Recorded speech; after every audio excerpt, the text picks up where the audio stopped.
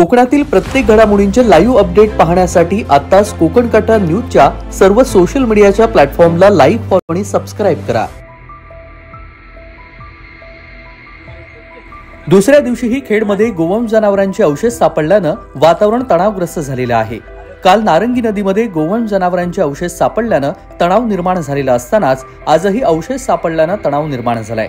नेमकं प्रकरण काय घडलं ते आधी पाहूयात। काल खेडमधील नारंगी नदीमध्ये गोवंश जनावरांची शिंगे आणि कातडी सापडल्यानं तणाव निर्माण झालेला असतानाच नदीच्या आसपास शोध घेतला असता पुन्हा गोवंश जनावरांचे अवशेष सापडल्यानं तणाव निर्माण झालाय। जवळपास 10 ते 12 गोवंश जनावरांचे अवशेष काल सापडल्यानं खेडमधील नागरिक नारंगी नदी ठिकाणी जमून त्यांनी जोरदार घोषणाबाजी केली। आता परिस्थिती नियंत्रणामध्ये आहे।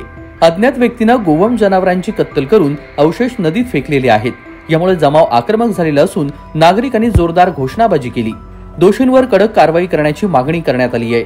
दरम्यान राज्यमंत्री योगेश कदम यांनी या प्रकारावरती प्रतिक्रिया दिली आहे। बोललोय खेड तालुक्याच्या आमच्या पीआयना देखील मी आदेश दिलेले आहेत की पुढच्या 24 तासाच्या आतमध्ये ज्यांनी कोणी हे कृत्य केलेले आहे त्यांना पकडलं गेलं पाहिजे, त्याला अटक झाली पाहिजे आणि कडक कारवाई कुठल्याही परिस्थितीमध्ये हा प्रकार ज्यांनी केलेला आहे त्याला सोडलं जाणार नाही। त्याच्यावरती कायदेशीर कारवाई केली जाईल।